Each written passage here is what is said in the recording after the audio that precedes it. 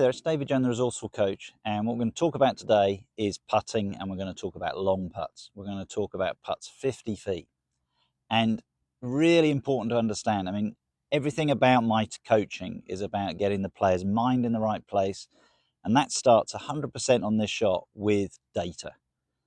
So the biggest problem I have with people when it comes to long putts is because they perceive every hole they get onto, they should two putt.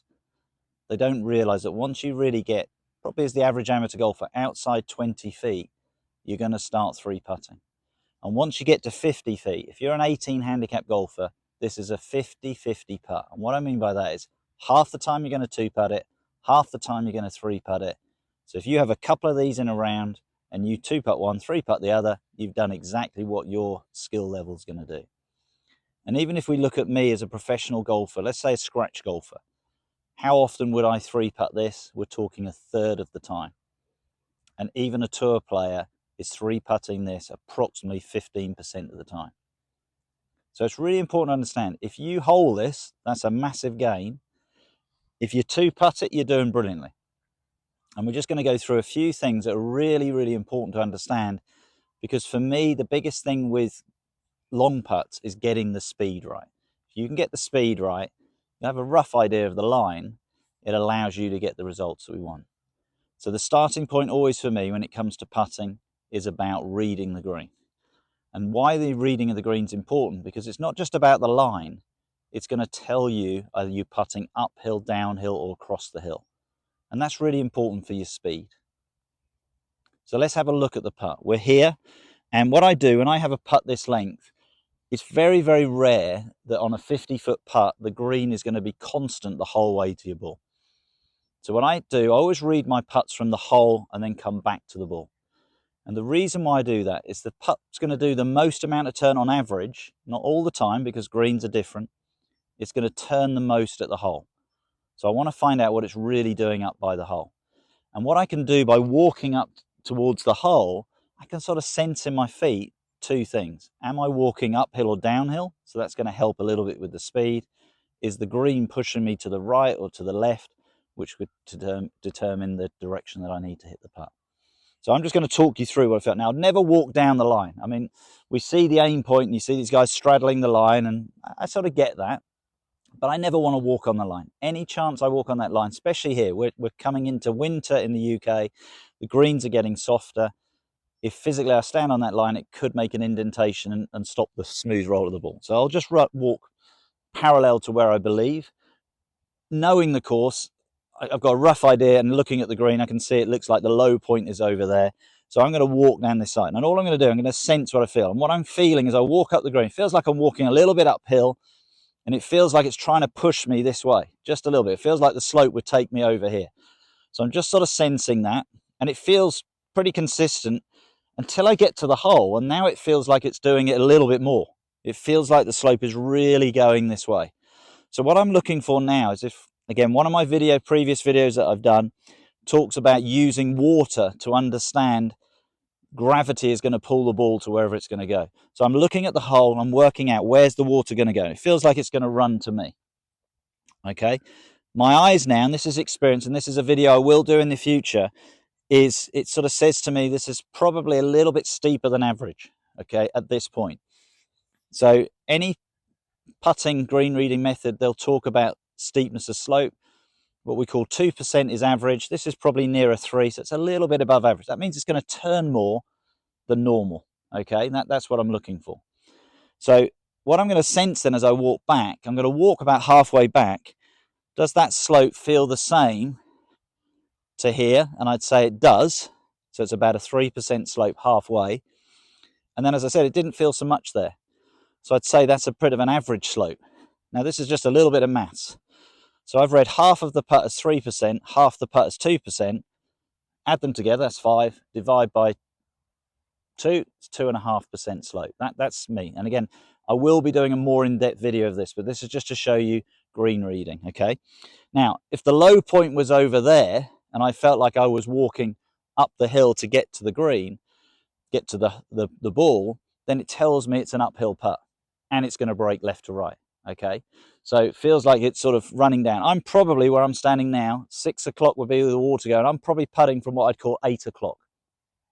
So if you think of a clock face and you look at a clock face, 6 o'clock would be right at the bottom, 12 o'clock at the top. So 12 o'clock would be straight downhill. 6, if I'm putting from 8 o'clock over here, it's coming slightly up the hill. So it's not as steep as it could be, but it's telling me I've got to hit this a little bit harder because I'm going fractionally up the hill.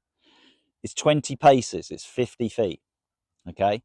And I'll go more into this on another video, but I'm just going to explain roughly now, if I was at the biggest breaking putt, 20 paces times by 2.5 is 50. This would break 50 inches if I was at the biggest break. This is a method I've devised. It's something I will go through. This is going to break about 75% of that. So it just depends how good your maths is. It's going to break 75%. So approximately now we're looking at a putt breaking about 37, 38 inches. That's what it's going to do. So we're looking at really a putter's length, 3 feet left of the hole. And all I do when I do that is now I start to pick something out. Again, it's winter here. We've got a few leaves around the green. I can see a leaf about 3 feet left, about a foot past the hole. So that's now my aim point. But now what I've got to remind myself is it's all uphill, okay? Much more uphill than flat. So now I've got to give it enough. So now I've got two parts. Part one is I'm aiming at the leaf. That's what I believe the line is. 2, how much energy to get it there. Off it's running. Line's pretty good. Now, let's just explain what would be a good result. Remember, as a professional golfer, I'm probably going to 3-putt this a third of the time. That means as soon as I get to approximately 4 feet, I'm going to miss maybe a third of them. That's amazing. People don't realize that, but that's how quick the numbers drop. Okay, about 6 feet is roughly my 50-50 putt. Have I put that up in that area? Well, we'll go and measure it. Let's go and see what we've got. Sorry that I haven't got the camera right on top of this, but you'll have to go with me. And if it's in a putter's length, I've done what I'm meant to do. So that is literally a putter's length. I'm 3 feet from the hole. So that's actually a foot closer than on average a professional golfer should do. So remember what we said for the amateur golfer. If you're going to 3-putt this on average, that distance, you're probably half the time, if you got this within 5-6 feet, you're doing okay. All right, that's okay. 5 feet away, we'll take that. So I've got that a foot or so closer than I want. I'll be very happy with that. Now, again, it's just practice. I'm a massive believer. You've got to go and practice these ideas. So what would I take from that? I would never be disappointed with that putt any day of the week. But what I'd learned from that is my line was really good. Can I improve the power? Can I get it even closer? So I'm going to aim at that leaf again. Not going to change that. And just let my instincts take over and see if I can encourage that to go a little bit further.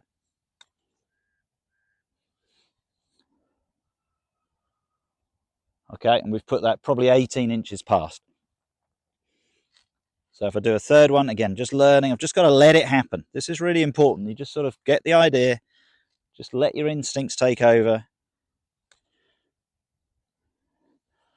That one looks similar to the first one. So, okay, so what's interesting, my last one's probably that 4 feet away. That's about what I should do. The other two were better than average.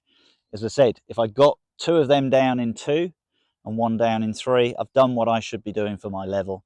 I've probably just got a slightly better chance of getting down in 2 a little bit more often from those putts.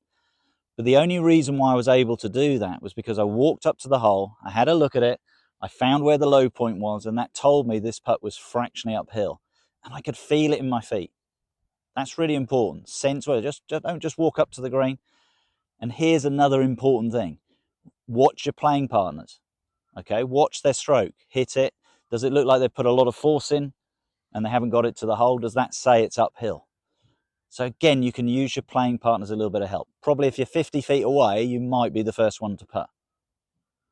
But let's go through what we need to make sure we're doing. Number 1, go up to the hole, work out where the low point is.